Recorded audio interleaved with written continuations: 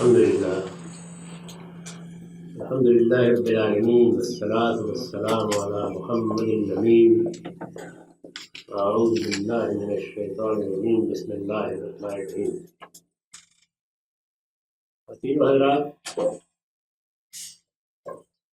مسلمان کسی قوم یا کسی بستی یا وطنی گروہ کا نام نہیں ہے. مسلمان ہونے کے معنی یہ ہے کہ آپ نے کچھ حقائق کو تسلیم کر لیا ہے اور آپ اس کے لیے تیار ہو گئے ہیں کہ اگر وہ حقائق عملی زندگی میں کچھ تقاضے کرتے ہیں تو انہیں پورا کیا جائے گا. اس لیے ہر مسلمان کی پہلی ذمہ داری یہ ہے کہ وہ اپنے اسلام کا شعور حاصل کرے. انسان اگر کسی چیز کا مکلف ہوتا ہے، اس پر کوئی ذمہ داری عائد کی جاتی ہے تو اسی لیے عائد کی جاتی ہے کہ وہ ایک باشعور مخلوق ہے. وہ اپنے آپ کو بھی پہچانتا ہے اور اپنے خارج کی دنیا کا بھی شعور رکھتا ہے. اس کو ایک عقلی وجود دیا گیا ہے اور اس کا ایک اخلاقی وجود بھی ہے. وہ چیزوں کے اچھے اور برے ہونے کا فیصلہ کرنے کی صلاحیت رکھتا ہے. اسی طریقے سے جو حقائق اس کے سامنے آتے ہیں ان میں بھی امتیاز کر سکتا ہے. یہ بتا سکتا ہے کہ ان میں سے کون سی چیز علم و عقل کے تقاضوں کے مطابق ہے اور کون سی چیز نہیں ہے. تو پہلی ذمہ داری ہر مسلمان کی یہ ہے کہ وہ جیسے ہی شعور کی عمر کو پہنچے تو یہ خیال نہ کرے کہ میں مسلمانوں کے گھر میں پیدا ہوا ہوں اور بس جو اب مجھے تعلیمات حاصل ہو گئی ہیں یہ کافی ہیں، بلکہ شعوری طور پر اپنے ایمان کی تجدید کریں.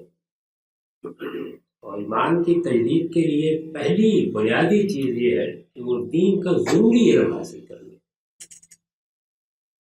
یعنی اگر ہم اپنی زندگی میں قدم رکھتے ہیں تو کتنے حساس ہوتے ہیں.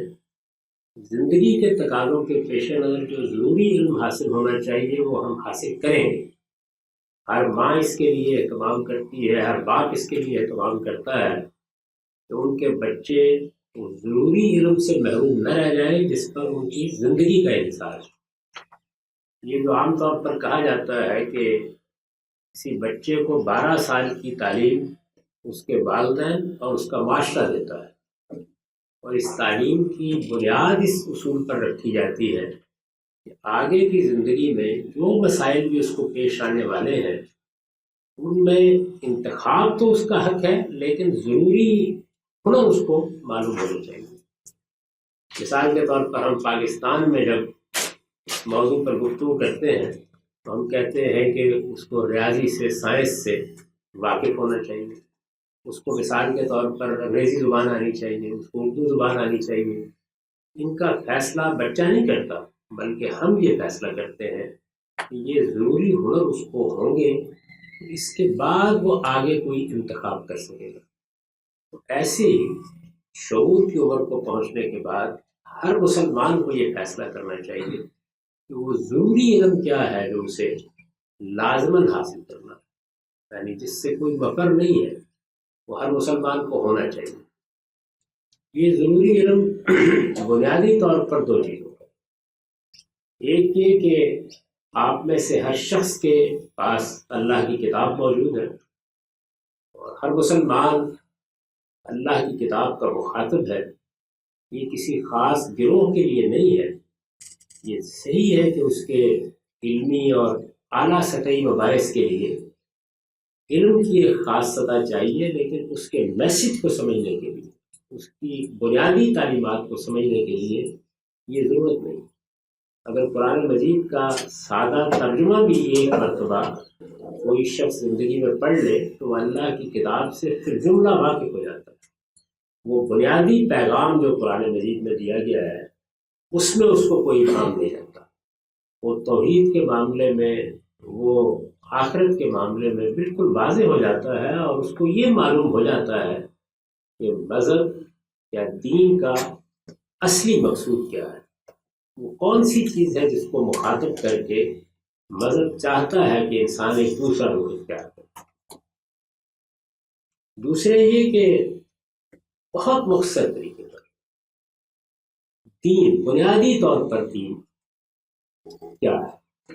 میں عرض کرتا رہا ہوں اور میں نے اس کو بہت تفصیل سے لکھا بھی ہے کہ دین کا پورا کنٹینٹ دو حصوں میں تقسیم ہے، ایک ایمان و اخلاق کے مباحث ہے اور دوسرے شریعت یا قانون ہے۔ قرآن مجید اپنی اصطلاح میں ایک چیز کو الحکمت کہتا ہے اور دوسری کو الکتاب کہتا ہے۔ ان دونوں کے مجموعے سے جو ضروری احکام یا عقائد مترتب ہوتے ہیں وہ میں نے اپنی کتاب الاسلام میں بیان کر دیے، یعنی اصل دین وہ ہے، میزان میں اس کی علمی تفصیلات ہیں جو عام آدمی کی ضرورت نہیں ہوتی۔ قرآن مجید کا سادہ ترجمہ اور کسی بھی صاحب علم جس پر آپ کو اعتماد ہو اس کے فہم کے مطابق آپ دین کی بنیادی چیزیں سمجھیں، یہ آپ کو معلوم ہو جائے گا کہ یہ وہ دین ہے جس کو میں مسلمان ہونے کی حیثیت سے اختیار کر رہا ہوں۔ اب اس کے بعد دوسرا مرحلہ یہ ہوگا کہ اس کے بارے میں کچھ سوالات ہوں گے، کچھ چیزوں کے بارے میں ذہن میں اشکال پیدا ہو جائے گا، آپ کے گرد و پیش میں علماء زعماء جو باتیں کر رہے ہوں گے ان سے کوئی چیزیں سامنے آئیں گی، تو وہ پھر ایک علم کا سفر ہے۔ جتنا جتنا کسی شخص کا اس کے ساتھ تعلق ہوگا یا جتنی دلچسپی ہوگی وہ اپنے علم میں اضافہ کرتا رہتا ہے، اور یہ زندگی میں کبھی ختم نہیں ہونا چاہیے۔ یعنی پہلی چیز جو ہر مسلمان کے لیے ضروری ہے وہ یہ ایک مرتبہ قرآن مجید کا ترجمہ، اگر وہ عربی سے واقف ہے تو بہت اچھی بات ہے، لیکن اگر نہیں تو اب دنیا کی ہر زبان میں ترجمہ ہو چکا ہے، ایک مرتبہ قرآن مجید کا سادہ ترجمہ اور اسلام کا انتہائی مختصر تعارف، یعنی جس میں کوئی مباحث اور علمی نوعیت کی چیزیں نہ ہوں، بس محمد رسول اللہ صلی اللہ علیہ وسلم ہم کو کن چیزوں کو ماننے کے لیے کہہ کے گئے ہیں اور کیا کچھ کرنے کے لیے کہہ کے گئے پورے دن۔ اور وہ میں نے آپ سے اس کے اتنا مختصر ہے کہ جب میں نے اس کو تمام اس طرح کی تفصیلات سے مجرد کر کے بیان کیا ہے تو بہت ہی چھوٹے سائز کے اوپر کوئی 150 صفحے کی کتاب ہے، اس میں بیان ہو گیا، اس میں کوئی بہت وقت بھی نہیں لگتا۔ یہ کام ہر مسلمان کو زندگی میں ضرور کرنا چاہیے۔ شعور کی عمر کو پہنچنے کے بعد اپنے بچوں کو بھی اس کی طرف توجہ دلانے چاہیے اور خود بھی اس نصاب سے گزر جانا چاہیے۔ یہ بنیادی چیز ہے۔ میں یہ عرض کر رہا ہوں کہ اس کے آگے کی منازل آپ زندگی بھر طے کرتے رہتے ہیں، اور جتنا کسی شخص کو کسی فن سے دلچسپی ہوتی ہے اس کے لحاظ سے وہ علمی مباحث میں آگے ترقی بھی کرتا ہے۔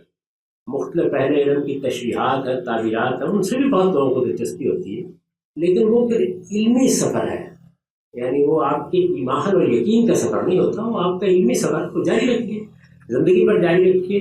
اس میں درجات بھی ہوں گے، یعنی ایسا نہیں ہوگا کہ ہر آدمی ہر جگہ کا مسافر ہوگا، کچھ لوگ کہیں ٹھہر جائیں گے، کچھ کہیں ٹھہر جائیں گے، لیکن خدا کی بارگاہ میں نجات کے لیے اور جواب دہی کے لیے جتنی بات آپ کو لازماً معلوم ہونی چاہیے وہ اتنے سے معلوم ہے۔ اس کو آپ نصاب سمجھ لیں کہ یہ ہر مسلمان کو دین کا علم اتنا علم ضرور حاصل کرنا چاہیے۔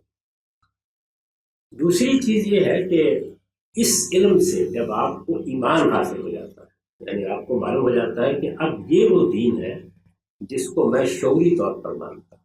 ایک تو یہ ماننا ہے کہ ہم مسلمانوں کے گھر میں پیدا ہوئے اس لیے مان رہے ہیں، لیکن جب آپ کو یہ احساس ہو جاتا ہے کہ اب میں اس کو شعوری طور پر مانتا ہوں، میں نے اس کو قبول کر لیا ہے، تو پھر یہ آپ کا ایمان آپ سے کچھ تقاضے کرتا ہے۔ ان میں سے دو تقاضے وہ ہیں جو ہر حال میں کیے گئے ہیں۔ ایک یہ کہ آپ کو اب اچھا عمل کرنا ہے، یعنی یہ محض مان کر رکھ دینے کی چیز نہیں ہے، اس میں جو دعوت دی گئی ہے وہ خدا کی جنت کو حاصل کرنے کی دعوت ہے۔ اس میں اصل مسئلہ موت کا مسئلہ ہے۔ اس میں یہ حقیقت ہمارے علم میں آئی ہے کہ زندگی موت پر ختم نہیں ہو رہی، اس کے بعد ایک نئی دنیا وجود میں آنے والی ہے۔ یہ معلوم ہوا ہے کہ وہ دنیا ابدی دنیا ہوگی۔ یہ تو 60 سال 70 سال 100 سال کتنا جی لیں گے، لیکن جو آنے والی دنیا ہے اس کا عیش عیش دوام ہے، اس میں موت پر بھی موت باقی ہو جائے گی۔ اس میں اس پروردگار نے جس نے یہ دنیا بنائی ہے ہمارے لیے آنکھوں کی کیا ٹھنڈک رکھی ہے وہ خود یہ بیان کرتے ہیں کہ اس کا تم یہاں تصور ہی نہیں کر سکتے۔ اس دنیا میں انسان کو کیا نعمتیں حاصل ہوں گی، کیا مقاصد ہوں گے، آگے کی کیا منازل ہوں گی، ان کا یہاں اندازہ نہیں کیا جا سکتا۔ لیکن سب سے بڑی چیز یہ ہے کہ اس کا جب تعارف کراتے ہیں اللہ تعالیٰ تو دو باتیں کہتے ہیں۔ ایک یہ کہتے ہیں کہ لا خوف علیہم ولا هم یحزنون، وہاں نہ کوئی ماضی کا پچھتاوا رہے گا نہ مستقبل کا اندیشہ، اور اس میں کیا کچھ مل جائے گا، وَلَكُمْ فِيهَا مَا تَشْتَهِي أَنفُسُكُمْ، خواہش ادھر پیدا ہوگی ادھر پوری ہوگی۔ اس سے آگے کوئی تصور نہیں کیا جا سکتا کہ وہ کیا عیش ہوگا اور اس کی کیا نوعیت ہوگی۔ جنت کے لیے آپ کو اپنے آپ کو تیار کرنا ہے، اور یہ بنیادی چیز ہے۔ یعنی مذہب کا اصلی ہدف یہ ہے، وہ اصل میں یہ پیغام پہنچانے کے لیے آیا ہے۔ پیغمبر اس کے لیے لوگوں کو بیدار کرتے ہیں، اور یہ کہتے ہیں کہ وہاں انتخاب اسی صورت میں ہوگا جب تم اپنے عمل کو پاکیزہ بناؤ۔ علم کی پاکیزگی پر میں اس سے پہلے گفتگو کر چکا، عمل کو بھی پاکیزہ بناؤ گے۔ ایمان کے بعد اب یہ نہیں ہے کہ آپ اطمینان کے ساتھ بیٹھ جائیں کہ اب میں نے کچھ پڑھ لیا ہے اور جیب میں ڈال کے رکھ لیا ہے۔ نہیں، اب آپ کو زندگی میں داخل ہونا ہے۔ یہ دین آپ کو زندگی سے نکالتا نہیں ہے، زندگی میں داخل ہونا ہے، اس میں کاروبار کرنا ہے، اپنے لوگوں سے ملنا ہے، اس میں گھر بسانا ہے، اس میں رشتے بننے ہیں، ماں باپ کے رشتے ہیں، بہن بھائیوں کے رشتے ہیں، بیوی اور شوہر کا رشتہ ہے، اس میں حکومت، سیاست، بہت سے مراحل آنے ہیں۔ انسان کو کہاں کیا کردار ادا کرنا ہے کچھ نہیں کہا جا سکتا۔ جہاں پر بھی وہ کوئی کردار ادا کرنے کے لیے اٹھے گا، اس کو اخلاق کے اعلیٰ ترین معیار کو اپنا حاصل کرانا ہے۔ اور میں نے یہ اس سے پہلے اپنی ایک گفتگو میں بیان کیا تھا کہ بنیادی اخلاقیات کیا ہے، وہ قرآن مجید نے ایک آیت میں سمو دی ہے، ساری کی ساری بتا دیا ہے کہ تمہارا مثبت ہدف یہ ہونا چاہیے کہ تم لوگوں کے ساتھ، گھر میں، باہر، وطن میں، کہیں اور چلے گئے ہو، ہر جگہ جہاں معاملہ پڑے عدل کریں۔ اپنے تمام رشتوں میں پہلا تقاضا تم سے یہ ہے کہ انصاف کے مقام پر کھڑے ہو۔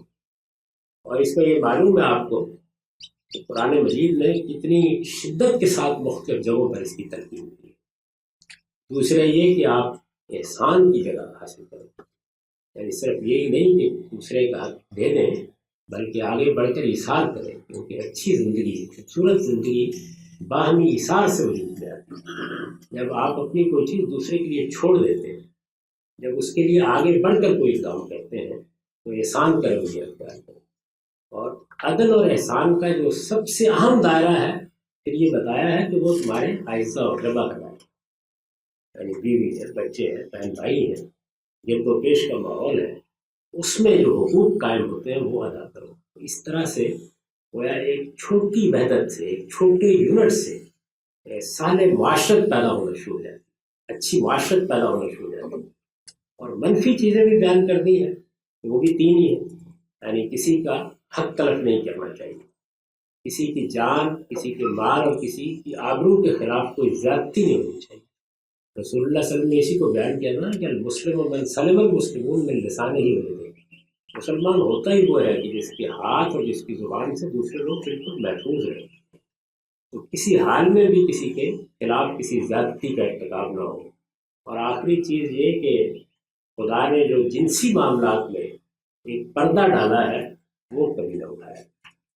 تو یہ وہ چیزیں ہیں کہ جن کو بنیادی اخلاقیات کی حیثیت حاصل، ان اخلاقیات میں اعلیٰ مرتبہ حاصل کیا جائے، اس کے اعلیٰ مقام پر پہنچا جائے، یہ ایک مسلمان کا ہدف ہونا چاہیے۔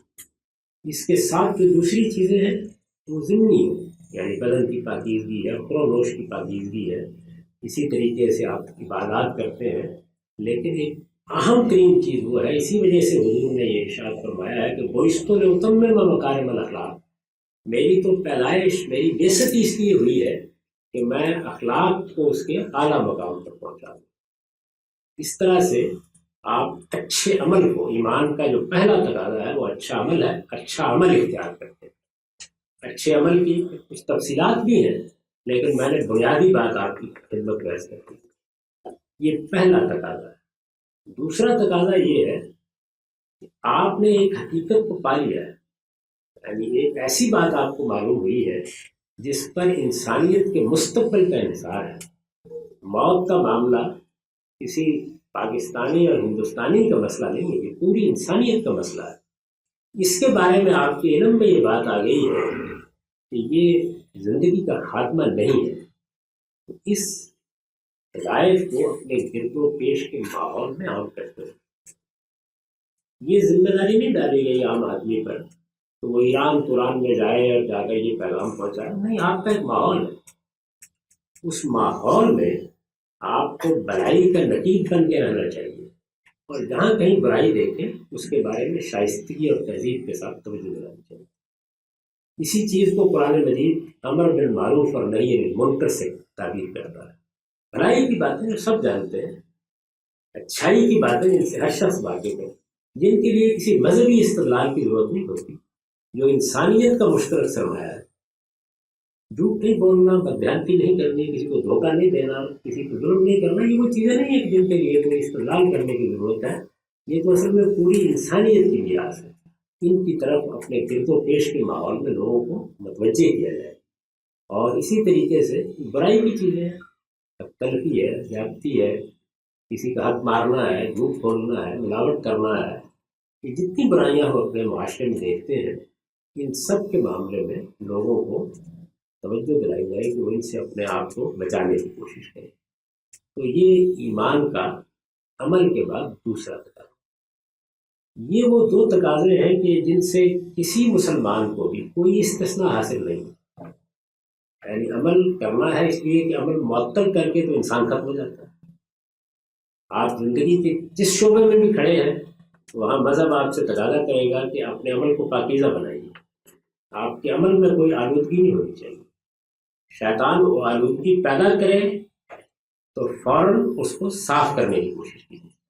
جس کو قرآن مجید کہتا ہے نا کہ اہل ایمان تائبین ہوتے ہیں، یعنی وہ جیسے کہ ہم روزانہ اپنا گھر صاف کرتے ہیں یا اپنا بدن صاف کرتے ہیں، اسی طرح اپنے آپ کو صاف کرتے رہتے ہیں. جس کے بارے میں نے عرض کیا تھا کہ جب آپ رات کے وقت بستر پر لیٹتے ہیں تو پہلا کام یہی کرنا چاہیے کہ چند لمحوں کے لیے رک کر ایک نظر اپنے دل پر ڈالیں. یعنی اپنی تربیت کا اس سے کوئی اچھا طریقہ ابھی تک ایجاد نہیں ہوتا. ایک نظر ڈال لیں کہ آج صبح اٹھنے کے بعد بستر تک آنے میں میں نے کیا کیا اور میرے عمل میں کتنی پاکیزگی رہی اور کہاں کہاں میں نے اپنے آپ کو آلودہ کیا. یہ احتساب آہستہ آہستہ آلودگی کو کم کرتا جائے گا اور پاکیزگی کو بڑھاتا چلا جائے گا. اچھا عمل اور اپنے گرد و پیش کے ماحول کے بارے میں ہر وقت متنبع رہنا. ایسا نہ ہو کہ برائی میرے گرد و پیش کے ماحول میں پھیلتی چلی جائے. اور میں نے عرض کر دیا ہے کہ یہاں مذہبی برائیاں زیر بحث نہیں ہیں. یہ وہ چیزیں ہیں کہ جن کے بارے میں ہم سب واقف، ہم سب جانتے ہیں. اور اسی طریقے سے آپ کے بچے ہیں، آپ کے گھر والے ہیں، ان کو اس بنیادی حقیقت سے جس کا علم آپ نے حاصل کر لیا ہے آگاہ کرتے ہیں.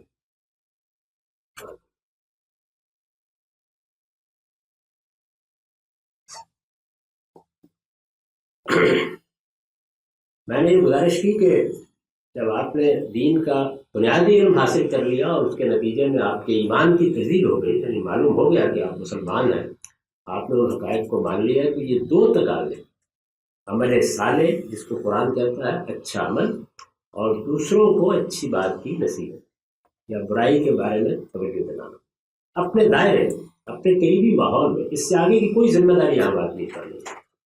وہاں آپ یہ کام کرتے رہے تو یہ دو تقاضے تو ہر وقت ہیں. یہ جنگل میں بھی ہے، عارف و عامی سے بھی ہے، چھوٹے سے بھی ہے، بڑے سے بھی ہے، ہر حال میں. اس کے بعد تین ایسی چیزیں ہیں جن کو ہماری ذمہ داری بنا دیا گیا ہے لیکن وہ ہر وقت پیش نہیں آتی. ان کے مواقع ہوتے ہیں واقعی. ان میں سے جو پہلی چیز ہے وہ یہ ہے کہ بعض اوقات ایسا ہو جاتا ہے آپ کے لیے جو آپ کا وطن ہے یا جہاں آپ کام کر رہے تھے یا جہاں رہتے تھے، وہاں دین پر عمل کرنا یا دین کا اظہار کرنا ناممکن بنا دیا. नामुमकिन बना दिया जाता है। मुश्किलात तो हर जगह होती है, मुश्किल ज़ेर बहस नहीं है। यानी आप अपने दीन को ज़ाहिर करने की पोजीशन में नहीं रहते दुनिया में। अब आप इससे ज़्यादा वाकिफ नहीं है, लेकिन परसिक्यूशन के ऐसे दौर रहे जिसमें सोसाइटी दीन इख्तियार करने की इजाज़त भी नहीं देती। हुक्मरान जब खुद कोई दीन कबूल कर लेते थे तो अगले दिन आप सबको ही वही दीन कबूल करना होता। ये सूरत हाल रही है। अगर आदमी अपने बातिन में, अपने ज़मीर में ये महसूस करता है कि मुझसे जो तकाजा किया जा रहा है ये ठीक नहीं है, हकीकत कुछ और है, मुझे उसको इख्तियार करना है और उसके इजहार का मौका भी दिया जा रहा है, तो कुरान मजीद फिर ये आपसे कहता है कि फिर वहाँ पड़े नहीं रहना चाहिए। खुदा की दुनिया वसी है, फिर उस वहाँ से निकल जाने की कोशिश करनी चाहिए। ये चीज़ है जिसको हिजरत कहा जाता है। यानी जब परसिक्यूशन हो, आपके लिए दीन का इजहार नामुमकिन बना दिया जाए, इसमें फिर बहुत सख्ती के साथ ये फरमाया है कुरान मजीद में कि अगर फिर भी पड़े रहोगे और कोशिश भी नहीं करोगे। एक चीज़ तो ये है कि दौरे हाजिर में चूँकि ये नेशन स्टेट का एक इतना पैदा हो गया और इसमें पासपोर्ट और वीज़े और इस तरह की चीज़ें वजूद में आ गई, तो कमोबेश नामुमकिन भी हो गया बाज़ जगहों से निकलना। लेकिन वो ज़माना भी था कि जब इसका कोई मसला नहीं था, आप रात में दिन में अपना साजो सामान उठाते थे और निकल जाते थे। तो अल्लाह ताला ने बड़ी बशारत दी है कि अगर कोई आदमी ये फैसला कर लेगा कि मुझे परसिक्यूशन से बचने के लिए, मजहबी जबर से बचने के लिए किसी दूसरी जगह जाना है, तो मैं उसके लिए रास्ते खोलूँ। इसकी बशारत भी दी है, इसकी तारीफ भी दी है। लेकिन ये मालूम है कि दौर हाज़िर में तो ये बहुत कम हो गई सूरत हाल। दुनिया में ये अमूमी उसूल तस्लीम कर लिया गया है कि किसी पर मजहबी जबर नहीं होना चाहिए। इस चीज़ को इंसान का बुनियादी हक मान लिया गया है। लेकिन ये आज की दुनिया की बातें हैं। ज़ाहिर है कि जब मजहबी तालीम दी जा रही थी, उसमें दुनिया को बड़ा सफ़र भी तय करना। मलेशिया, यहाँ मैं रहता हूँ, ये आपके इल्म में है कि 14वीं सदी में जब यहाँ इस्लाम आया है तो अरब ताजर आए और सुल्तान, मलाका के सुल्तान मुसलमान हो गए। अगले 24 घंटे में पूरी कौम भी मुसलमान हो गई। वो ज़माना वही था। इस वक्त सूरत ये है कि मले कौम इस्लाम और मले होने को मुतरादिफ समझती है। यानी अगर आप मुसलमान हैं तो आप मले हैं, और अगर आप मले हैं तो आपको मुसलमान होना चाहिए, और अगर आप मुसलमान नहीं रहे तो आप मले भी नहीं रहे। यानी ये पसमंदर है उनका, ज़हनी पसमंदर, क्योंकि वो ऐसे ही मुसलमान है। तो इस वजह से वो ज़माना भी आया है। अब ये ज़माना नहीं है, इस पर खुदा का शुक्र करना चाहिए। दौर हाजिर में जो बड़ी नेमतें इंसान को मिली हैं, उनमें एक नेमत ये भी है कि आप आज़ादी के साथ आप जिस दीन को चाहें इख्तियार करें, जिस दीन को चाहें छोड़ दें। अगर कुछ जबर है तो हमारे माशरों में है, बाहर के माशरों में कम बेश खत्म हो गया है। तो इस पर अल्लाह का जितना भी शुक्र किया है कम है। लेकिन मैं ये बता रहा हूँ कि बाज़ मौक़ों पर ये सूरत पैदा हो जाती है। हमारे ज़माने में भी मिसाल के तौर पर कम्युनिस्ट इनकलाब के बाद बहुत जगहों पर ये सूरत पैदा हो गई लोगों की। तो उसमें अल्लाह ताला ये हुक्म देते हैं, यानी ये नहीं कहते कि आप जथे मुनज़्ज़म करके जिहाद शुरू कर दें, ये कहते हैं कि आप निकल जाएं। अब ये सवाल पैदा होता है कि अगर निकलने की भी कोई सूरत ना हो और इजहार की भी कोई सूरत ना हो, तो फिर भी बड़ी बशारत दे दी। फरमाया कि फिर ज़ाहिर में जो जी चाहे कहते रहो, तुम्हारे बातिन में अगर दीन है और तुम अपने बातिन में इसको कबूल कर चुके हो, तो मैं क़यामत में उसे कबूल कर। और ये मामूली बात नहीं है, यानी इसको बाकायदा कुरान मजीद ने खुद बयान कर दिया और ये कहा कि अगर ऐसी सूरत पैदा हो गई है तो फिर मैं सिर्फ तुम्हारे बातिन से ताल्लुक़ रखता हूँ। ज़ाहिर में अगर तुम कुफर की बात भी कह रहे हो तो ये मेरे नज़दीक कोई चीज़ नहीं। मैं तुम्हारे बातिन की बुनियाद पर तुम्हारे फैसले को कबूल कर दूँगा। इल्ला मन उकरिया क़ल्बुहु मुतमइन्नुन बिल ईमान। मजहबी जबर तुम पर करके तुम्हें इस्लाम के या दीन के इज़हार से रोक दिया गया, लेकिन तुम्हारा दिल ईमान पर मुतमइन है, तो अल्लाह ताला कहते हैं कि ये मेरे लिए काफ़ी है, मैं इसकी बुनियाद पर जन्नत का फैसला कर दूँगा। तो हिजरत के मामले में ये चंद बुनियादी चीज़ें, इनकी कुछ तफसीलात भी हैं, जिनकी तरफ मैंने तवज्जो दिला दी है कि ये तकाजा भी कभी कभी पैदा हो। इसी तरह का एक दूसरा तकाजा है जिसको कुरान मजीद कहता है ये क़याम बिल क़िस्त, यानी हर मुसलमान को हर हाल में पूरी दुनिया से मुतल्लिक़ ठीक इंसाफ पर कायम रहना और ठीक इंसाफ की बात करना। قیام بالقسط اس کو قرآن مجید نے تعبیر کیا ہے۔ اور قرآن کی 2 صورتیں، ایک سورہ نساء اور ایک سورہ مائدہ، اس میں سورہ نساء میں انفرادی زندگی سے متعلق اس کی ہدایت کی ہے، اور جن لفظوں میں کی ہے اس سے آپ اندازہ کر سکتے ہیں کہ کتنی شدت ہے اس میں۔ ایمان والو، یا ایھا الذین آمنوا کونوا قوامین للہ شہداء بالقسط، یعنی خدا کے لیے حق کی گواہی دیتے ہوئے سچائی اور انصاف پر قائم ہو جاؤ، کھڑے ہو جاؤ اس پر، خواہ یہ انصاف کی گواہی تمہیں اپنے آپ کے خلاف دینی پڑے، خواہ اپنے والدین اور اعزاء اقربا کے خلاف دینی پڑے۔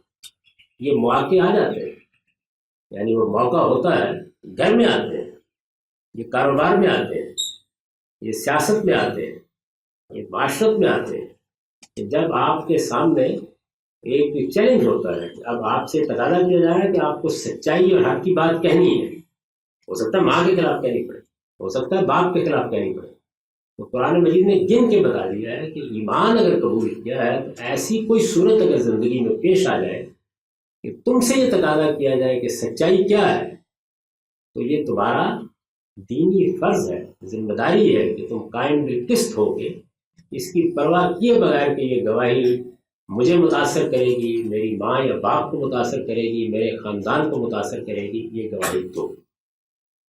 اور پھر اجتماعی زندگی سے متعلق سورہ مائدہ میں اسی چیز کو دہرا کر کہا ہے کہ صرف اتنا ہی نہیں ہے کہ یہ اپنے اس دائرے میں دو، بلکہ اگر قومی حیثیت سے یہ دوسروں کے بارے میں، غیر مسلم ہے دنیا میں بہت سی اقوام ہیں، وہاں دینی پڑے۔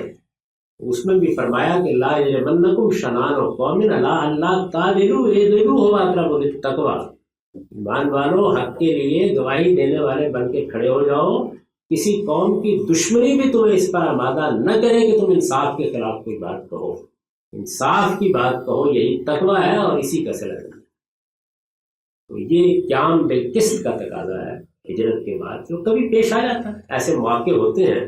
یہ بتایا گیا ہے کہ جب تم نے ایمان قبول کیا تو ایک مسلمان کی حیثیت سے تمہیں قائم بالقسط ہونا ہے، انصاف پر قائم ہو کر زندگی بسر کرنی ہے، وہ خواہ انفرادی دائرے میں ہو یا اجتماعی دائرے میں، ہر جگہ تم سے یہ تقاضا ہے۔ دونوں آیات کو کبھی قرآن مجید میں نکال کے پڑھیے، میزان میں بھی جہاں میں نے ایمان کے تقاضے بیان کیے وہاں نقل کر دی ہیں، تو آپ اندازہ نہیں کر سکتے کہ قرآن مجید کے جن مقامات میں معلوم ہوتا ہے کہ آخری الفاظ صرف کر دیے ہیں اللہ تعالیٰ نے کہ یہ ہر حال میں ہوتا ہے۔ اس کی روشنی میں آپ دیکھ بھی سکتے ہیں کہ ہماری اس وقت کی انفرادی اور اجتماعی زندگی میں یہ تقاضا کیسے نظر انداز ہوتا ہے۔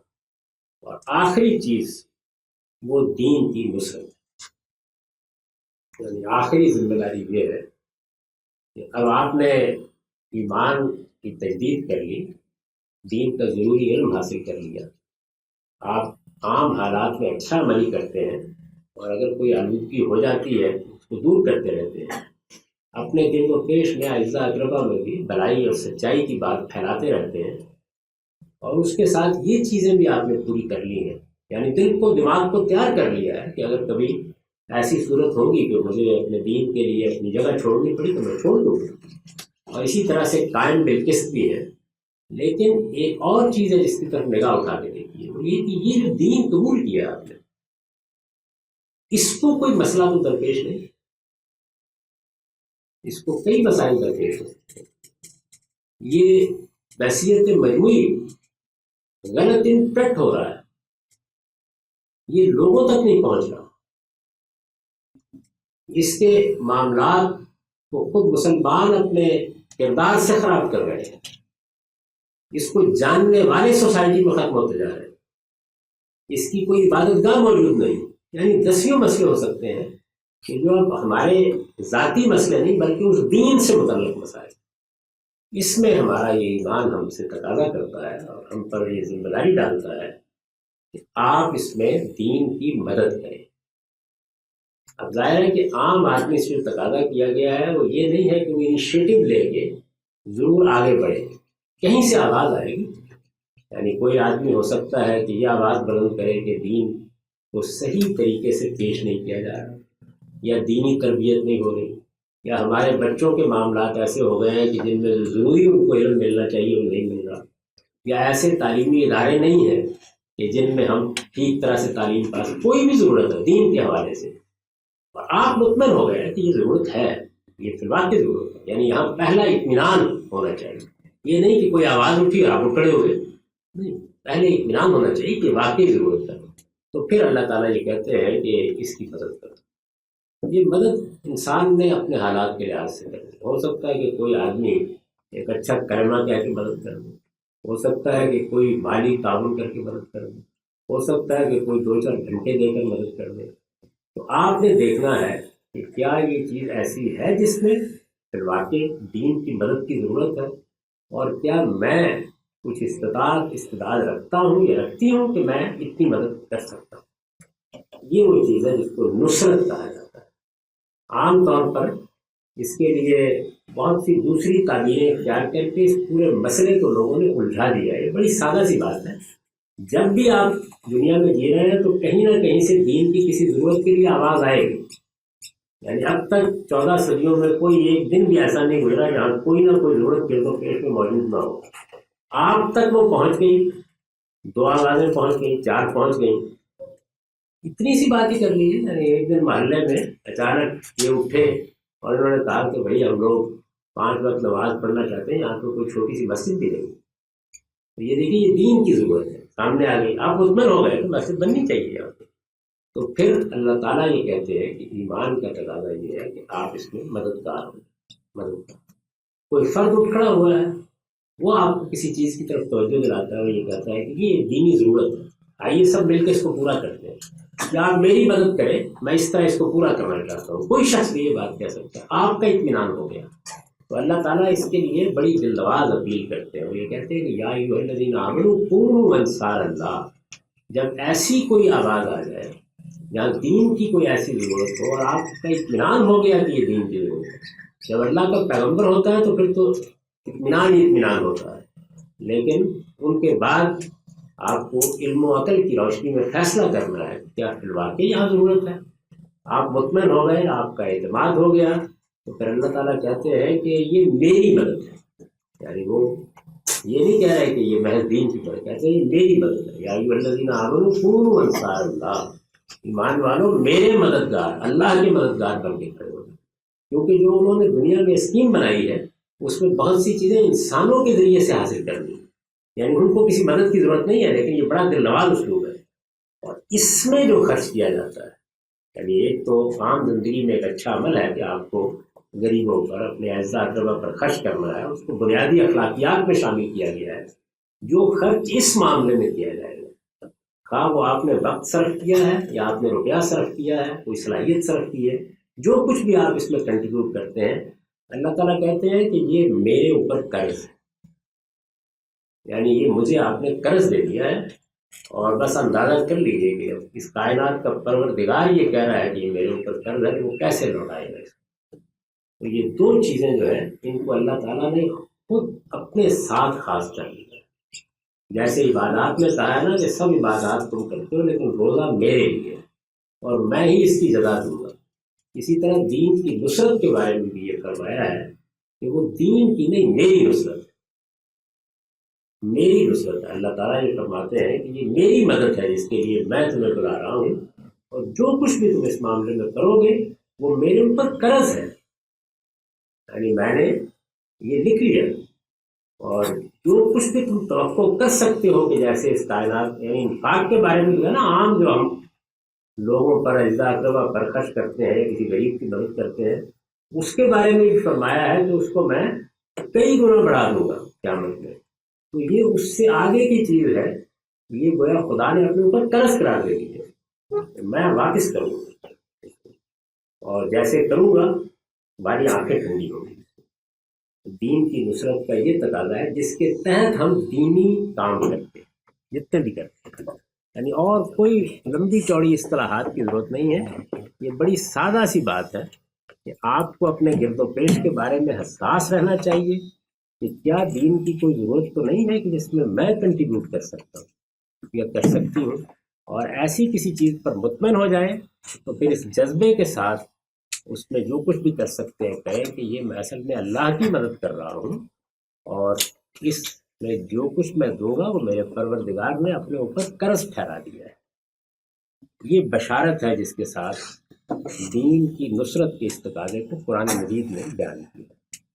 میں نے بہت مختصر طریقے سے ایک اجمال کے ساتھ ان ذمہ داریوں کی وضاحت کر دی ہے جو ایمان لانے کے بعد یا ایمان کا شعور حاصل کرنے کے بعد ہم سب پر عائد ہو جاتی ہیں. ان معروضات پہ غور کیجیے. میں نے مختلف جگہوں پر ان کو وضاحت سے بیان بھی کر دیا ہے. اگر آپ دین حق کے عنوان سے میزان کا مقدمہ دیکھیں گے تو اس تک خاتمے میں بھی یہ سب بیان ہو رہے ہیں. اور اگر آپ یہ چاہیں گے کہ اس کو ذرا اور ایمان کے ساتھ دیکھیں تو ہماری دعوت کے زیر عنوان مقامات میں جو میرا ایک مضمون ہے اس میں بھی میں نے اس کو بیان کر دیا. یعنی تحریری صورت میں بھی یہ 2 جگہ موجود ہے. اس کو آپ پڑھ بھی سکتے ہیں اور دوسرے لوگوں تک بھی پہنچا سکتے ہیں اور اس کی شرح و وضاحت بھی کر سکتے ہیں. اس وقت میں نے مختصر طریقے سے اسے آپ کے سامنے بیان کر دیا ہے.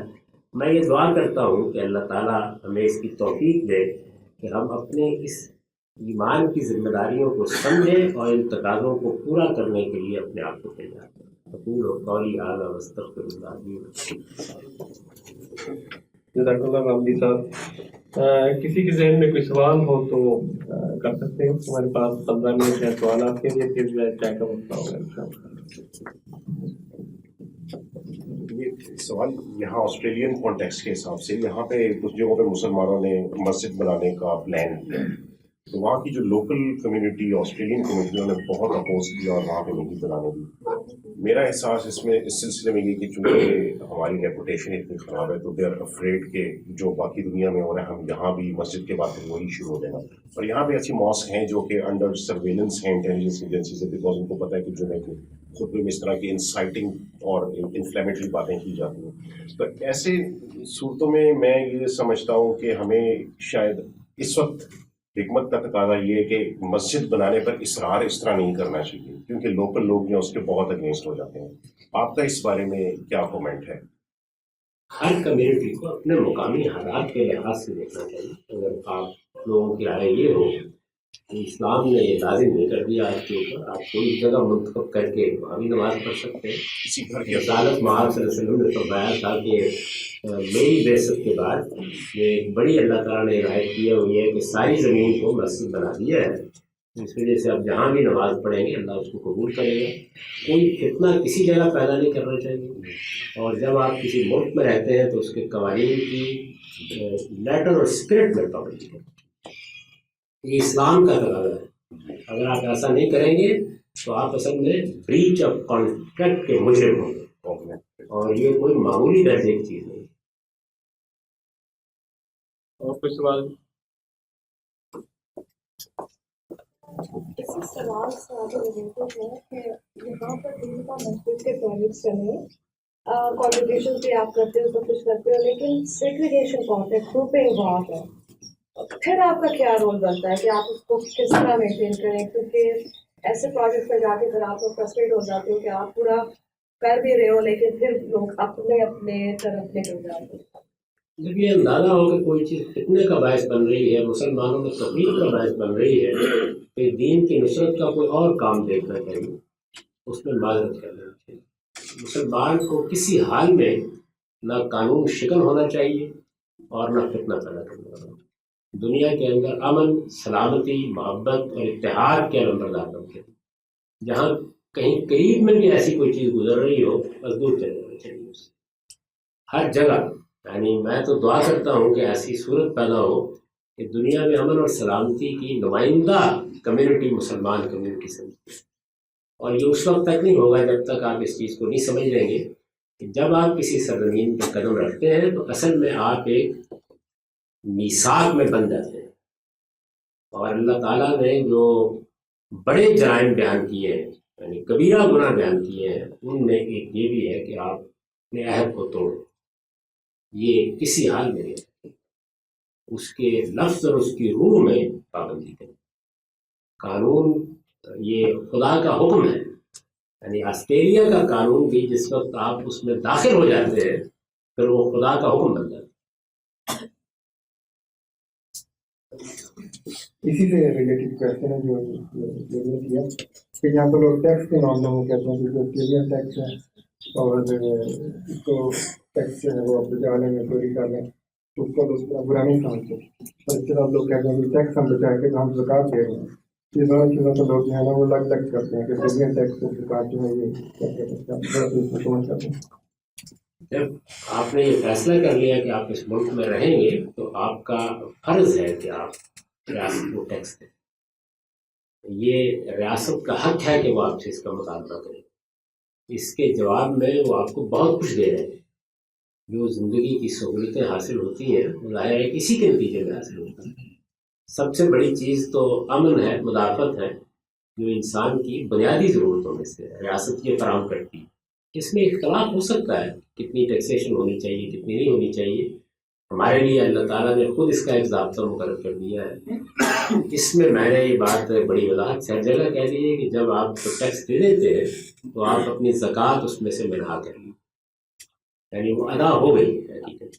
बस हिसाब कर लीजिए कि अल्लाह ने जितना कुछ चाहा था क्या उतना अदा हो गया है, कम है तो अभी देना है आपको, और अगर रियासत ने उससे ज़्यादा ले लिया है तो अदा हो।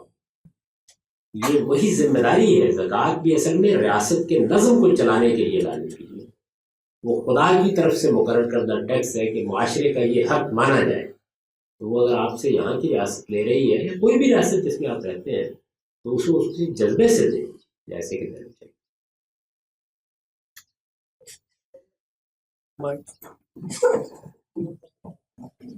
गांधी साहब की जैसे कि आपने फरमाया कि हमें जब हम हलफ देते हैं इस मुल्क का शहरी बनते हैं तो हमें कानून का एहतराम करना चाहिए और हमें इस कानून को जो है वो भी करना चाहिए। तो उसमें यह है कि जब एक जंग होती है मुसलमानों के खिलाफ और ये हमें कहते हैं कि हमारे साथ चलो और मुसलमानों के साथ जाके जंग करो, तो उस वक्त हमारा जो है वो रिएक्शन या हमारा अमल क्या होना चाहिए? जंग अगर हुकूमत पाकिस्तान भी कहे कि हम जंग करने जा रहे हैं तो जंग में असल में हमें दूसरे को मारना होता है। ये तो मालूम है जंग इस चीज़ का नाम है कि अब किसी आदमी की जान लेनी है तो वहाँ भी पहला सवाल ये होगा कि जंग दुरुस्त है या नहीं। ये मुल्क के हिसाब से नहीं देखी जाती, इस लिहाज से देखा जाता है कि जंग करने का जिन लोगों ने फैसला किया, वो पाकिस्तान की हुकूमत है, सऊदी अरब की हुकूमत, कोई भी है कि ऑस्ट्रेलिया की हुकूमत, तो जंग जायज़ है या नाजायज़। जंग में पहला सवाल ये है, जंग में ये सवाल मुसलमान के लिए कोई सवाल नहीं है कि जंग अमेरिका कर रहा है या पाकिस्तान कर रहा है या ऑस्ट्रेलिया कर रहा है। जंग जायज़ है या नहीं है। जायज़ है तो आप ज़रूर उस पर लब्बैक कहिए, उसका वही अजर होगा जो खुदा की राह में जिहाद का है। और जंग नाजायज़ है तो फिर वो सैयद मनव्वर हसन अगर पाकिस्तान के अमीरुल मोमिनीन हो तब भी नाजायज़ है, फिर मार खा लीजिए, जेल में चले जाइए, जंग में आप नहीं जा। जायज़ और नाजायज़ का कौन करता है फैसला? बड़ा सादा उसूल है, क्या जंग जुल्म के खिलाफ हो रही है या खुद जुल्म करने के लिए हो रही है, और वो फैसला आप ही को करना है और आपके अपने फैसले पर आपकी शमूलियत। इस्लामी कानून की रूह से अगर बाकायदा आर्मी के एक सिपाही को भी ये पूरी तरह शर सदर हो गया है कि ये जंग जालिमाना है तो उसे बंदूक फेंक देनी चाहिए। किसी इंसान को जालिमाना तौर पर मारा नहीं जा सकता, कोर्ट मार्शल हो जाए, उसका नतीजा बहुत है।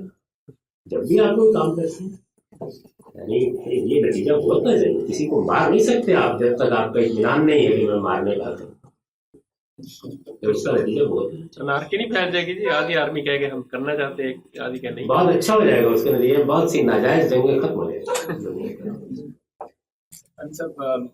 और ये हरकतें जो हमारे यहाँ होती है, चीफ ऑफ आर्मी स्टाफ साहब जो है वो कहते हैं, अंधे होते हैं फौजी कि वज़ीर आज़म का घर है, इसके दरवाजे के ऊपर चढ़ जाओ जाता है, उस वक्त बंदूक करो खुद आर्मी चीफ की तरफ हो जाता है। ये कोई डिसिप्लिन है। आईन कानून के दायरे में रहते हुए जुल्म के खिलाफ इत्मीनान होना चाहिए, वरना शाइस्ता माजरत कीजिए वापस। वो कहते हैं इसके नतीजे में सजा होगी, ये बिस्मिल्लाह बहुत अच्छी। मार कैसे सकते हैं हम ये चीज़? असल में देखिए कुछ चीज़ें वो हैं जिनका ताल्लुक किसी दूसरे की जान माल आबरू को नुकसान पहुंचाने से नहीं, उनमें आपको वसी इख्तियार होता है। बहुत सी बातें मानते हैं, गलत भी मान लेते हैं, जहाँ दूसरे के खिलाफ ये मामला हो रहा है वहां इसकी कोई गुंजाइश नहीं।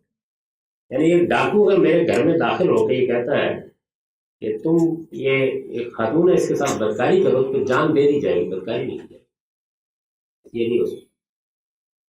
ये हम सब 2-3 क्वेश्चन है तो आप उनको भी वजाहत करें। तो एक तो चीज़ यहाँ ऑस्ट्रेलियन सिस्टम में, टैक्स सिस्टम में एक चीज़ है टैक्स डिडक्शन। तो अगर आप कोई डोनेशन करते हैं you can claim a tax deduction. तो अगर वजाहत करें आपके जहन में कि टैक्स डिडक्शन क्लेम करनी चाहिए कि नहीं चाहिए, एक तो ये सवाल है।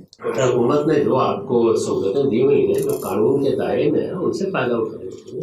कानून हुकूमत ने बना रखा है, यानी अगर आप धोखा दे रहे हैं तो ये अलग बात है, अगर ऐसा नहीं है।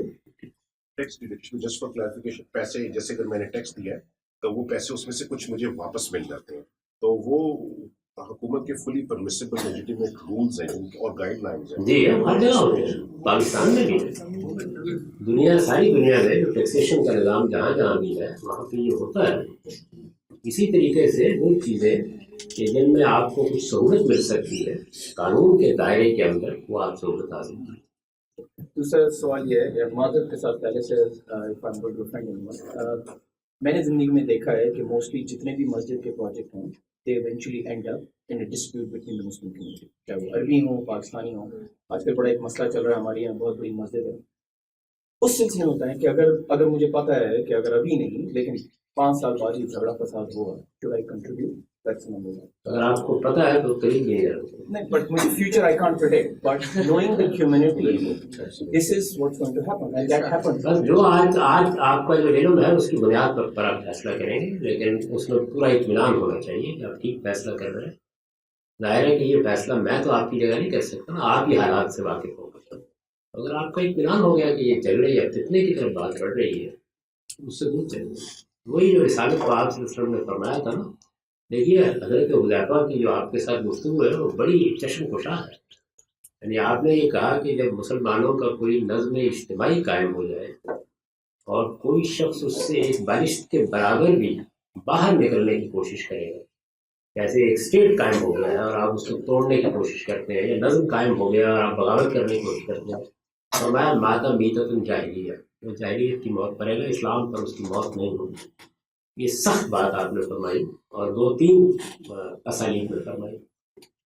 उन्होंने पूछा जी कि अगर मुसलमानों का नज़्म इज्तिमाई ही ख़त्म हो जाए, किसी मुख्तलिफ गिरोह उठ खड़े हों, ऐसी अनार्की की सूरत पैदा हो जाए, तो अब उसके बाद आज का हमारा जो इल्म कलाम है उसमें हमारे रहनुमा ये जवाब देते हैं कि फिर आप भी अपनी एक जमात बना के झंडा उठा खड़े हो जाए। हुजूर ने ये जवाब नहीं दिया। आपने फरमाया कि फिर कोई जंगल में दरख्त की खो तलाश करो, कहा वहाँ जाके तुम्हें उसकी शाखें चबा कर ज़िंदगी बसर करनी, उससे दूर नहीं हो, किसी फितने में शामिल नहीं हो। कि आपने फौज के सिलसिले में काफ़ी सवाल फौज के सिलसिले में कहा कि अगर फौज रिवोल्ट करती है, अगर रिबेल करती है against the government, army should, lower soldiers should oppose it. लेकिन फौज में या किसी भी एक माशरे में एक अहद दिया जाता है। दूसरी बात यह है कि आपको, जिसमें आपने कहा, अगर आप एक लॉजिक देखें, आपको पता है कि आपके हुक्मरान करप्ट हैं, अगर फौज उनको हटाने की कोशिश कर रही है तो उनका साथ देना चाहिए कि नहीं देना चाहिए? फौज को हक कैसे दिया? लोगों ने खुद हमने तो जब उनको फौज में भर्ती किया था तो उनसे हल्फ लिया था कि आप कभी इस तरह की हरकत नहीं करें। आपको मालूम है कि आपकी फौज में जब कमांडर इन चीफ हल्फ उठाता है तो उसमें ये अल्फाज शामिल है कि मैं सियासी उमूर में कभी कोई मुदाखलत नहीं करूँ। लेकिन कोई इसका सवाल इसके साथ ये भी हर्फ होता है कि मैं पाकिस्तान को अंदरूनी या बैरूनी दुश्मनों से हिफाजत दूंगा। मैं it's a debatable thing. Civil government के हुक्म पर उसके बगैर एक कदम भी अगर वो उठाता है तो वो इस्लामी कानून की रूह से हाई ट्रीजन का इर्तिकाब करता है, जिसकी सजा कुरान ने मौत मुकर्रर की। वो मुलाजिम है, इससे ज़्यादा उसकी कोई हैसियत नहीं। तो फिर क्या किया जाएगा? हुक्मरान करप्ट हों तो फिर क्या किया जाए? आयम्मा को हमारे कीजिए, हुक्मरान करप्ट नहीं होते, कौम करप्ट होती है। हम मुसलमानों का मिजाज बन गया है कि हम कहते हैं हम झूठ बोलेंगे, बदयानती करेंगे, मिलावट करेंगे, धोखा देंगे, फरेब देंगे। हुक्मरान अबू बकर सिद्दीक होना चाहिए।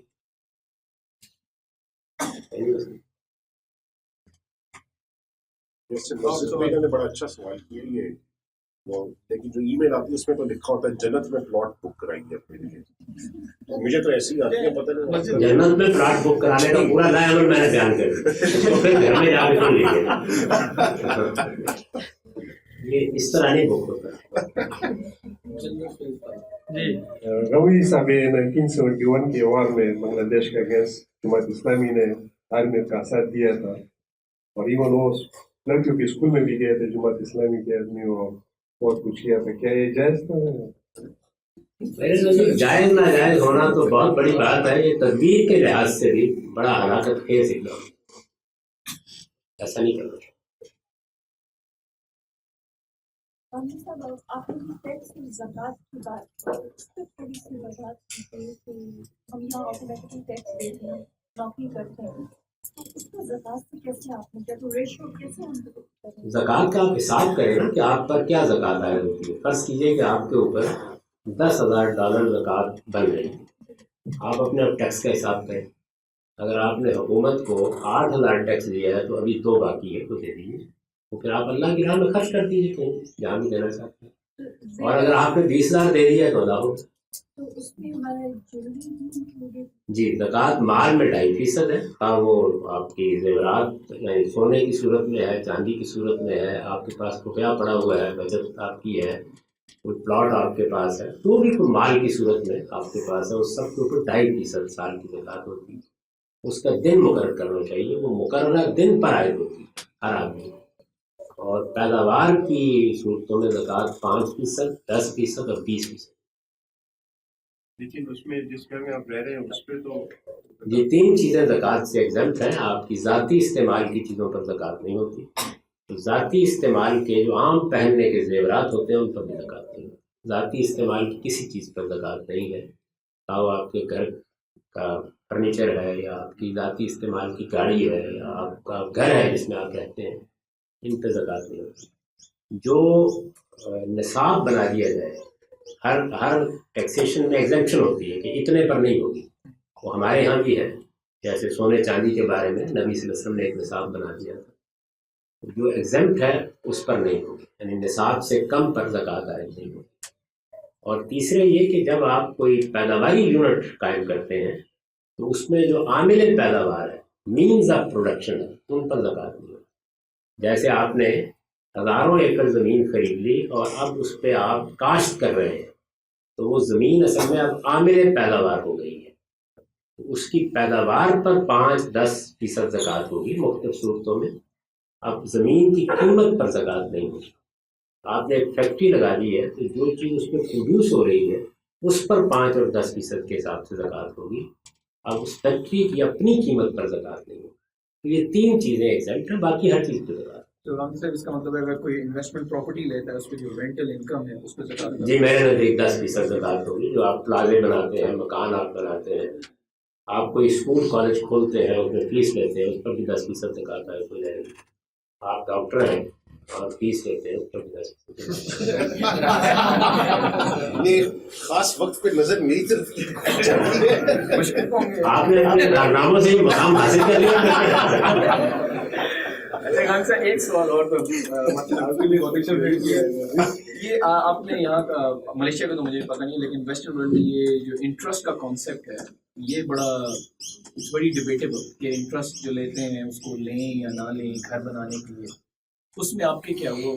सूद देना बिल्कुल हराम है, सूद लेना बिल्कुल हराम है, देने में कोई बात नहीं। मैं लिख चुका हूँ, आप अगर चाहें तो मेरा वो आर्टिकल पढ़ लें, अंग्रेजी में भी है।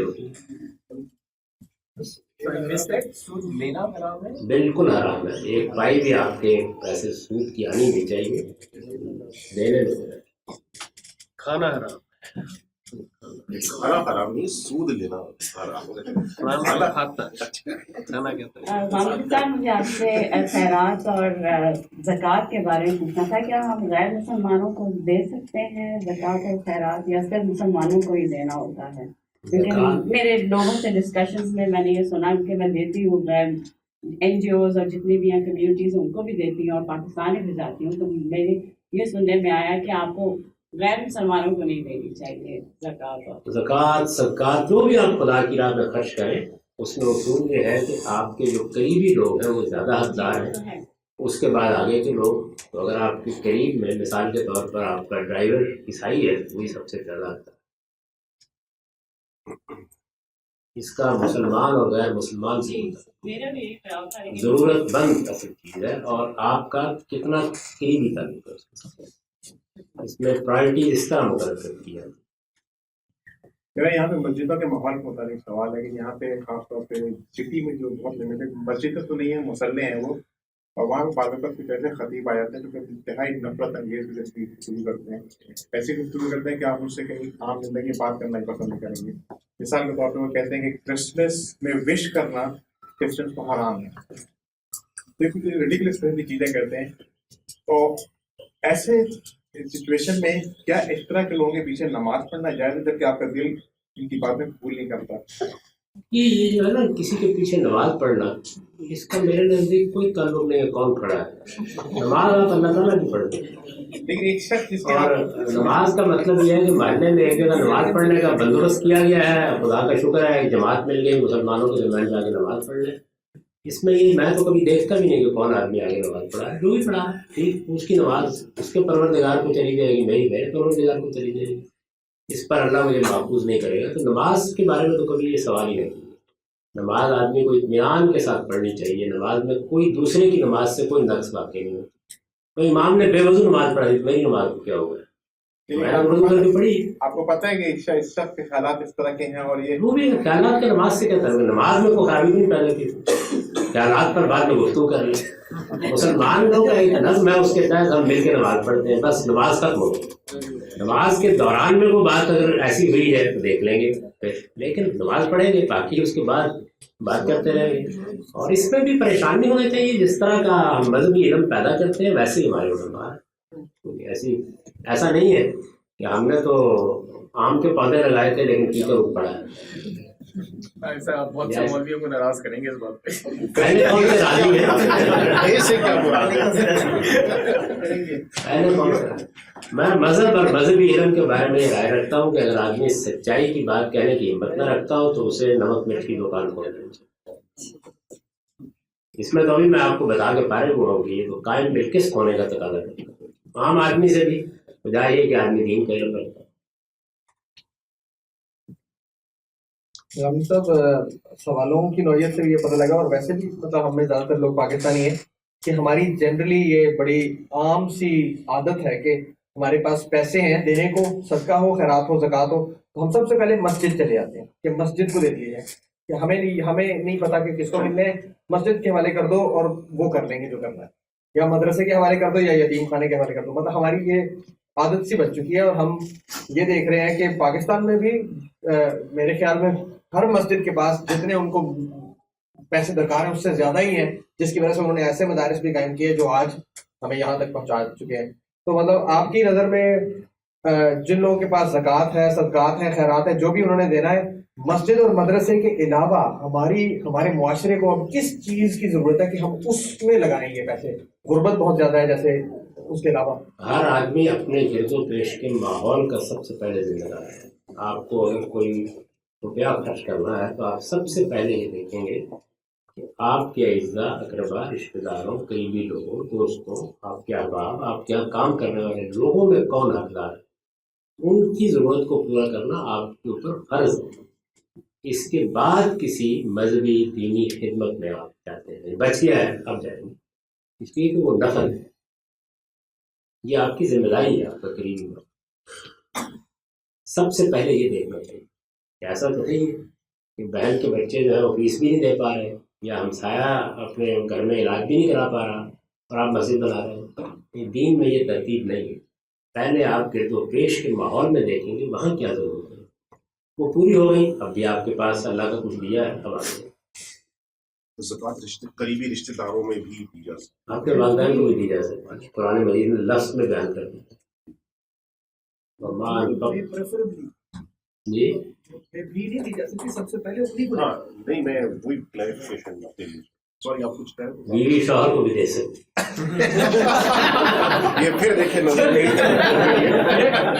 ये बात सर आप आप फ्रंट सीट पे ना बैठा करें। क्या करेंगे, कैमरा भी संभालना होता है। वो अब कुरान की आयत का हवाला दें। देखिए वैसे तो बीवियाँ कमा रही होती हैं, वो नहीं देती, मैंने गुंजाइश पैदा कर दी है। अब आप ज़कात के मुस्तक हो तो अब मैं कह रही कि जाके कोट कर सकता हूँ आपको। ज़कात के मुस्तहिक होना अपना मुस्तहिक, हाँ ये बात भी सही है। और कोई सवाल? आप बताए लगे थे ओमान पक्ष कुरान की आयत ये मैंने अगर आए मजा नहीं कहा, नहीं मैं बिल्कुल समझ गया आपकी बात। बिल्कुल दे सकते। वो ये आयत आपको बताया। बीवी के नानो नफ्के की जिम्मेदारी आप पर है, आप उसको ज़कात नहीं दे सकते, बीवी आपको ज़कात दे सकती। वो कुरान की आयत का हवाला देने लगे थे वालिदैन। पहले वालिदैन वलकरबीन पुराने मजीद में तो बयान ही गए, जो कुछ भी तुम अल्लाह की राह में खर्च करते हो उसका सबसे पहला हक जो है वालिदैन और तुम्हारे करीबी अजीजों का। उसी उसूल पर मैंने आपको ये बताया जी। अब ओमान पक्ष कुछ कहने लगे। इन खैरन पर वालिदैन वाले। अमरीश साहब, ये सूद के बारे में एक थोड़ी सी ख्वाहिश है कि जो ना आप जब सूद देते हैं तो कहीं वो सिस्टम को आप प्रमोट तो नहीं करते? जब आप बैंक में पैसे रखते हैं तभी कर रहे हो। लेकिन है एक थोड़ा सा वो तो है ना कि आप एक सिस्टम को प्रमोट किया जा अच्छी रहा है। बात माननी चाहिए, लेकिन ये कोई हराम हलाल का मसला नहीं है। इस्लाम असल में उतनी ही जिम्मेदारी डालता है जिसको इंसान उठा सकता है। यानी ये मंतिक अगर इख्तियार कर ली जाए तो फिर सिस्टम को प्रमोट करने की लय बड़ी दूर तक चली जाए, शायद कुछ भी नहीं कर सकेंगे आप। इस ख्वाल से भी शायद उठना पड़ जाए, क्योंकि मंतिक तो बड़ी बेरहम होती है, पता नहीं कहाँ जाएंगे। तो फिर वो सारी बातें जो इसी रेफरेंस से निकलती हैं कि बैंक में काम नहीं करना चाहिए, बैंक के सिस्टम को सपोर्ट करिए। दो बातें बिल्कुल अलग अलग है। जो आदमी बैंक में काम करता है वो सिस्टम का सपोर्टर होता है, वो उस निज़ाम को चलाने वाला आदमी होता है। उसमें आपको कोई अच्छी जगह मिल जाए तो बेहतर है, ना करें। लेकिन सूद देने में कोई मसला नहीं। इस सिस्टम की सपोर्ट नहीं, आपकी एक ज़रूरत है, सोसाइटी पूरी नहीं कर पाती, आप नहीं पूरी कर पाते, आप कर्ज लेने के लिए जाते। और दूसरा एक और बात भी समझ लीजिए कि सूद जो है वो कंज्यूमेबल चीज़ों में होता है, यूजेबल चीज़ों में नहीं होता। मसलन आपने अगर मकान लिया है, जैसे कि मॉर्टगेज पर लोग लेते हैं, ये गाड़ी ली है, इसमें तो सूद का सवाल ही नहीं होता। सर आपने क्या कहा कि बैंक में काम करने वाले सिस्टम को सपोर्ट कर, वो तो कर रहे होते हैं, उसके लिए तो कोई दलील की जरूरत नहीं है। और क्या कर रहे होते हैं, वो उसमें तो नजर आ रहा है कर रहे हैं। आपको क्या लगता है ये अच्छी बात है, मैंने लिख दिया इसके बारे में। आप मेरा सूद के ऊपर जो आर्टिकल है ना, बहुत मुख्तसर सा है, उसको पढ़ लीजिए। उसमें मैंने इन सारे मामला एम्प्लॉयमेंट है, किसी के साथ कॉन्ट्रैक्ट है, कॉन्टैक्ट अच्छे करने चाहिए। नहीं, लेकिन अगर मजबूरी है कि नौकरी भी चाहिए और कोई और नहीं है, यही है ये सारी बातें अच्छा। मजबूरी के अपने इस्तिस्ना हो तब तक कर सकते हैं। देखिए, एक होता है जल रसूख, फिर उसमें मजबूरी होती है। मसलन बहुत सी जगहों के ऊपर ये क्योंकि सिस्टम चल रहा है जी, और लोगों के लिए आसान नहीं है, बेरोजगारी भी बहुत है, तो ये मजबूरी का एक दूसरा कानून, किस चीज़ को मजबूरी में कितना गवारा किया जाए। तो देखिए कि जो हराम खाना है, मतलब सूद लेना है, वो उस वक्त हलाल होगा जिस वक्त जान पर बनाए, लेकिन बाकी चीज़ें आहिस्ता आहिस्ता कम हो गई, मुश्किल हो गई, इतनी गवारा कर ली गई जी। तो बड़ा प्रैक्टिकल असल में उसूल है दीन का, जब आप उसके अंदर उतर के उसको देखें। आपने इरशाद करी कि आपने कहा कंज्यूमेबल पे अलाउ है, यूजेबल पे कंज्यूमर पे सूद होता है, यूजेबल पे नहीं होता। यूजेबल पे जो कुछ आप दे रहे थे वो किराया होता है। तो कंज्यूमेबल क्या मतलब, कोई मिसाल दें सर? पैसे लाएंगे तो इस्तेमाल कर ही नहीं सकते, फना हो जाएंगे, जाके कुछ खरीद लाएंगे। लेकिन मैंने आपको आपसे 1.5 करोड़ रुपए का घर है आपका, मैंने आपसे किराए पर लिया, तो ये यूजेबल है। आप मुझे सुबह कहेंगे, मैं शाम को खाई नहीं, लेकिन हम कोई भी कर्ज लेते हैं वो यूजेबल के लिए भी मोस्टली लेते हैं। यूजेबल में तब्दील हो गया है कर्ज लेके, यानी आपका माहिदा क्या हुआ है। मसलन इस वक्त गाड़ी के मामले में ये होता है कि बैंक उसकी मलकियत के कागजात रख लेता है, नहीं देता, और उसके ऊपर जो जायद ले रहा होता है उसका किराया, वो कुछ नहीं है, कोई एतराज नहीं। جی رمی صاحب میں پوچھا تھا بھائی صاحب نے پوچھا تھا کرسمس وش کرنے کا، اس کے بارے میں آپ بتائیے گا کیا ویوز ہے آپ کے؟ آپ کو حضرت مسیح کی پیدائش کی کوئی خوشی نہیں، رنج ہوا ہوگا کیوں پیدا ہوئے،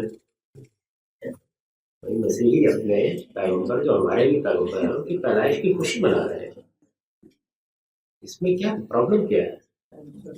لیکن ضرور مبارک دینی چاہیے۔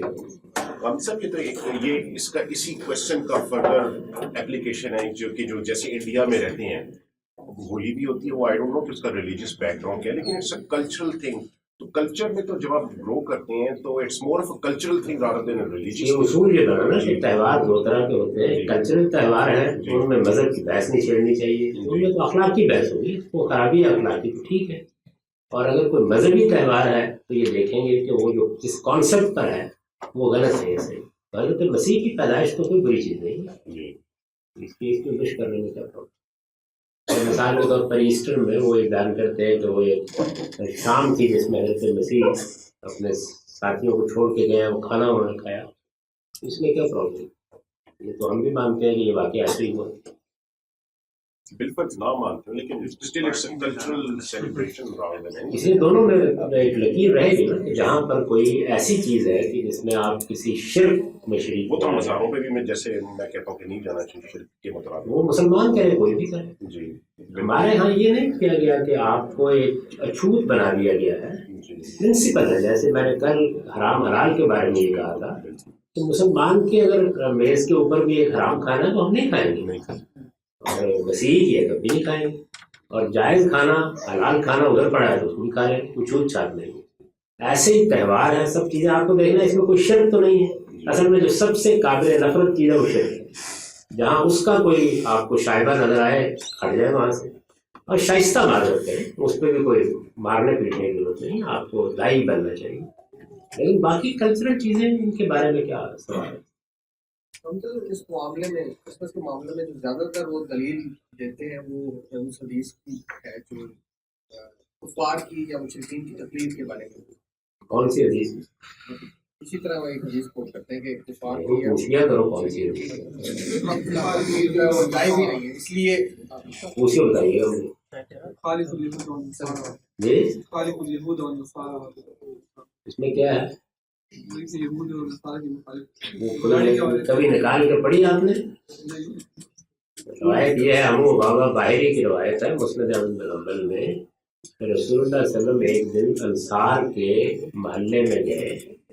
انصار کے محلے میں آپ نے دیکھا کہ کچھ بوڑھے بوڑھے بزرگ انصاری بیٹھے ہوئے ہیں اور ان کی بہت سفید سفید لمبی لمبی داڑیاں ہیں.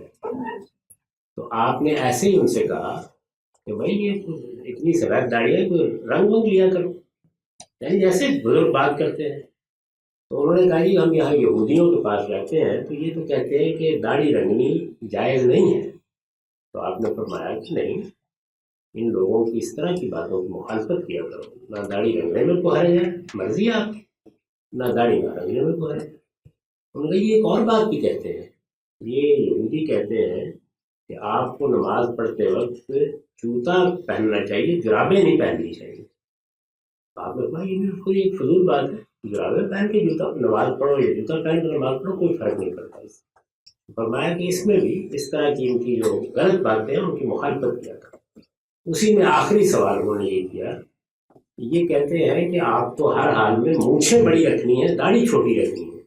تو آپ نے فرمایا کہ نہیں، تم مونچھیں معقول رکھا کرو، داڑھی اگر بڑھا لیا تو بڑھا لیا کرو، اس میں بھی ان کی مخالفت کیا کرو. یہ بات ہے. تو اس روایت کا میسج تو یہ ہے کہ اگر کوئی بدعت دین میں داخل کر کے لوگ اس کو دین بنا رہے ہیں تو اس کو قبول نہیں کرنا چاہیے.